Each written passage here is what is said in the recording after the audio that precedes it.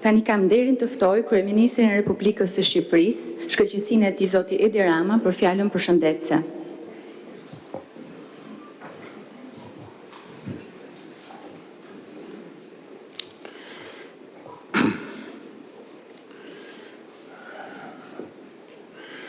Përshëndetje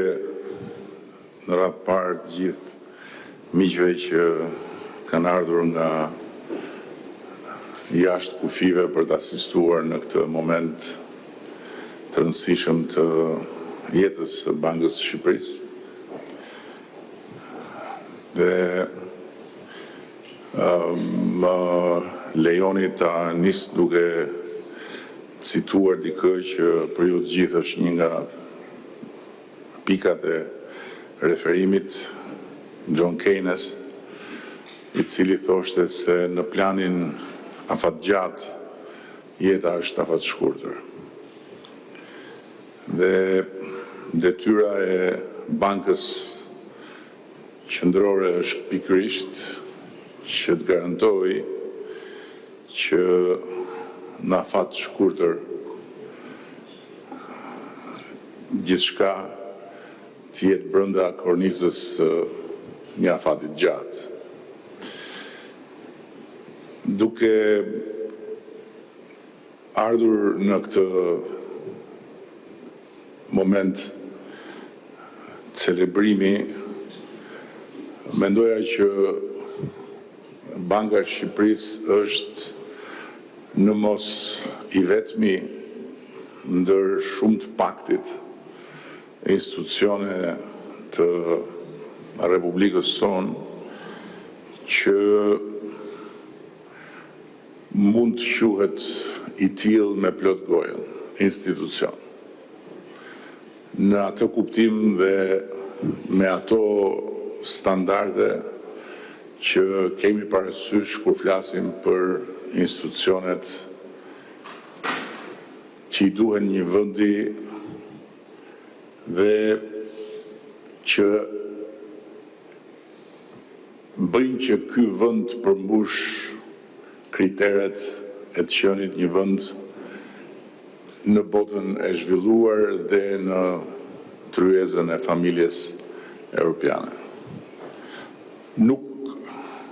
është e lehtë të thuhet e njëjta gjë për plot institucionet tjera, të cilat janë me plot gojën në formim e sipër.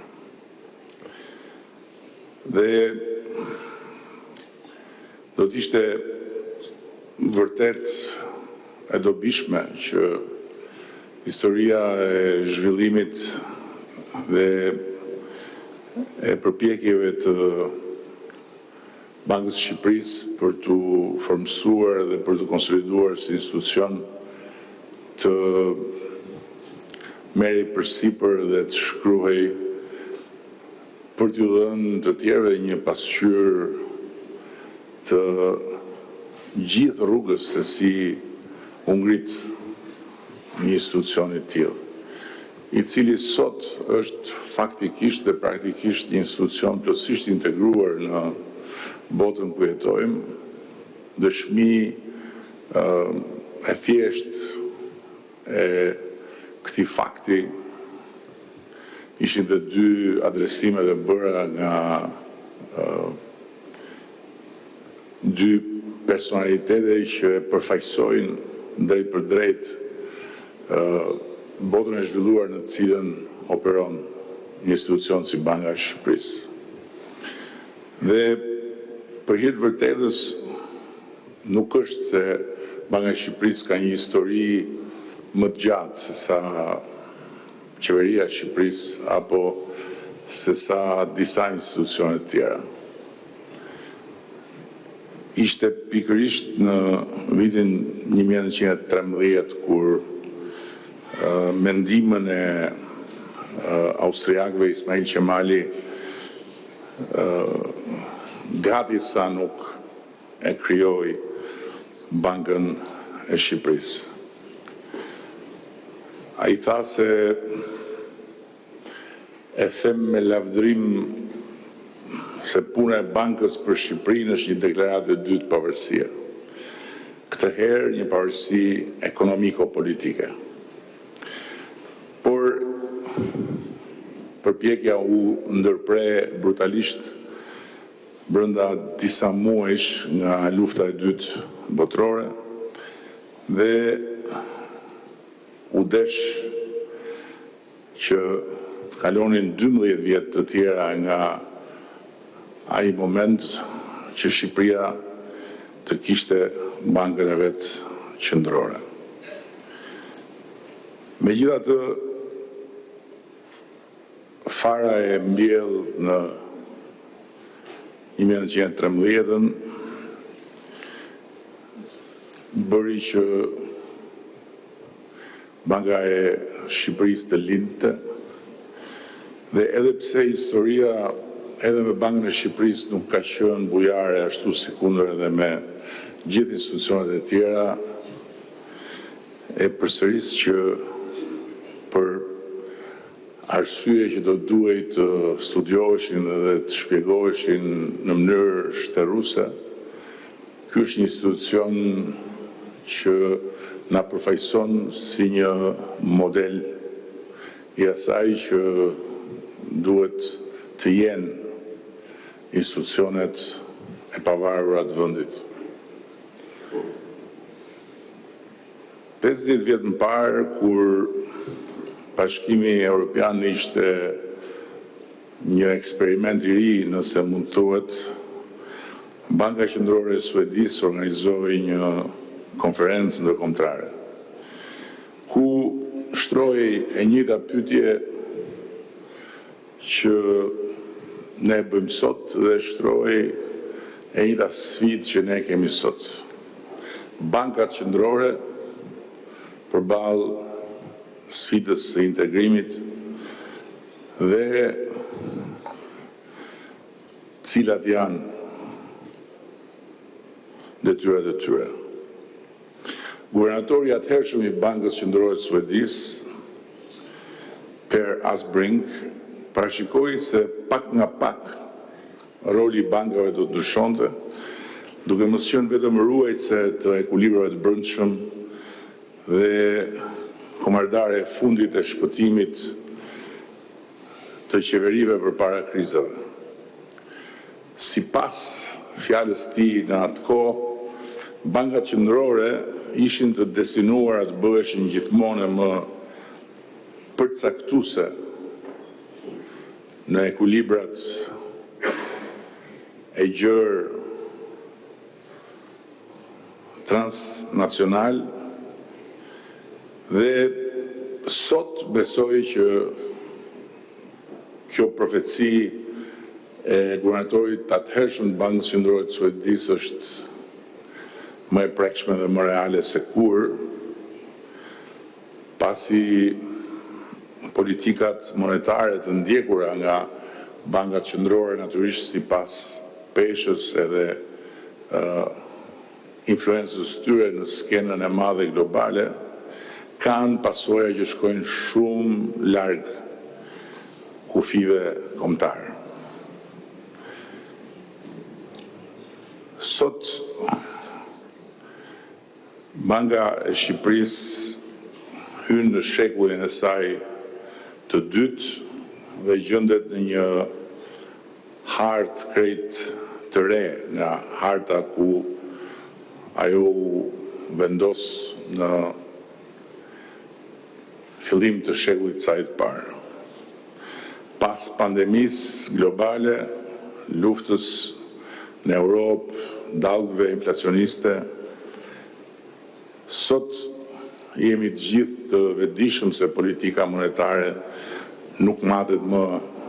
vetëm me normën bazë, por matet detyrimisht edhe me pritshmëritë. Dhe sot normalizimi do të thotë shumë më tepër se sa përdorimi i mekanizmit të normës bazë, pasi do të thotë edhe transparencë, edhe kreativitet, edhe kurajo,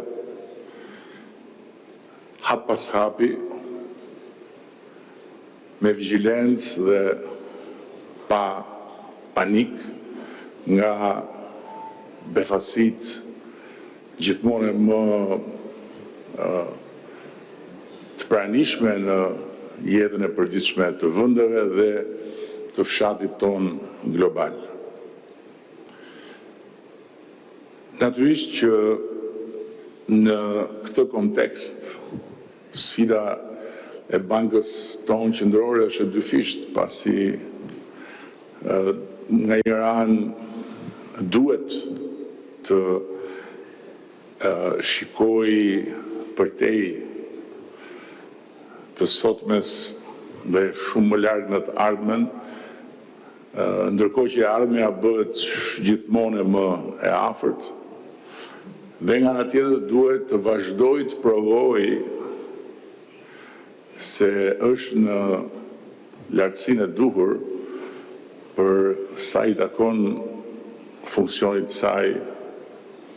bazë, funksionit saj tradicional, funksionit saj historik. Dhe në ndërkohë që ne përpiqemi që të gjithë së bashku të hedhim sa më shpejt hapat e procesit të antarësimit, duke menduar çdo ditë se si ta mbajmë ritmin e lartë ku kemi hyrë me hapjen e një pasnjëshme të kapitujve, të grup kapitujve, dhe duke u përpjekur të kuptojmë se çfarë do të bëjmë më shumë për të mos u gjendur përpara pamundësisë për t'i mbyllur grup kapitujt, në ndërkohë që hapësira e kohës që kemi është shumë e ngushtë, dhe në ndërkohë që tendenca e përgjithshme është për të luajtur në fushë të sigurt, bota ndryshon me një shpejtësi marrëmendse dhe të rejat që penetrojnë globalisht, por edhe lokalisht, botën e financave, botën e paras, janë vërtet të atilla që trondisin deri në themel ato që deri pak kohë më parë, deri dje, literalisht dje, dukeshin çështje të zgjidhura dhe çështje pa dilemë. Dhe natyrisht që nëse 50 vite më parë, kur guvernatori i Bankës Qendrore të Suedisë paralajmëroi se bankat qendrore po hynin në një fazë kur do duhet të ndërvepronin dhe të mendonin bashkarisht për ekuilibrat përtej kufive kombëtar, sot digitalizimi i pasuar nga inteligjenca artificiale dhe nga gjithë farë zhvillimesh në botën e paras, pangesat e menjëhershme, 24 orë 7, open banking, bankat digjitale, kriptomonedat, sjellin me vete oportunitete të jashtëzakonshme dhe dilema të jashtëzakonshme, duke u kthyer në koncepte të cilat duhen integruar në mënyrën tradicionale të menduarit një orë më parë, ndërkohë që është fare e qartë se kjo botë kaq e hapur i integron ato pavarësisht vullnetit të qeverive, pavarësisht vullnetit të bankave qendrore. Dhe kështu krijohet një hapësirë gjithmonë më e gjerë, veprimesh dhe ndërveprimesh jashtë rrezës veprimit të qeverive dhe jashtë kontrollit të bankave qendrore, por edhe më shumë se kaq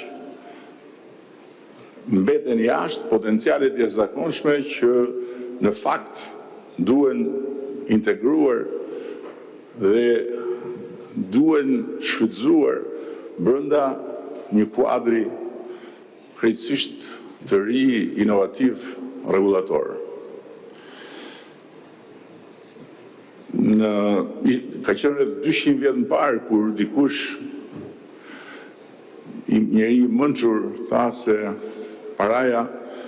nuk e menaxhon dot veten. Dhe këtë më mirë se çdo kush e dini të gjithë ju që jeni pjesë kësaj përpjekje profesionale, institucionale për të menaxhuar sa më mirë paran. Por sot jemi në një nivel krejt tjetër kur krahas me paran që duhet menaxhuar, kemi përballë algoritmet të cilat aq më tepër nuk e menaxhojnë dot veten. Dhe eksaktësisht për këtë arsye, krahas politikës monetare duhen mekanizma të ri kontrolli në funksion të menaxhimit të algoritmeve, por duhet dhe një mendje shumë më e hapur për t'i përqafuar këto fakte të reja të imponuara nga zhvillime të cilat tani më ne nuk i kontrollojmë dot, por duhet bëjmë çmos që të mos na kontrollojnë. Nuk dua të marr kohë dhe të flas gjatë për herë të parë që unë marr pjesë në takime të tilla, fjalimi i guvernatorit ishte i gjatë. Edhe kur ul aty tha, sot fola më gjatë se çdo e tjetër, po ishin 100 vjet. Kështu që unë përgjithsisht flas gjatë edhe kur flas për dje, jo më për 100 vjet, por ju siguroj që nuk do t'ju marr më shumë kohë. Është shumë sfiduese, shumë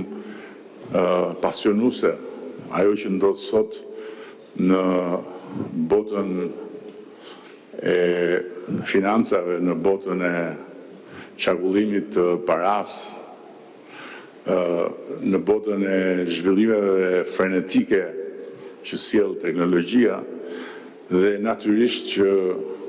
për bankën qendrore, për bankat qendrore që janë institucione të vendosura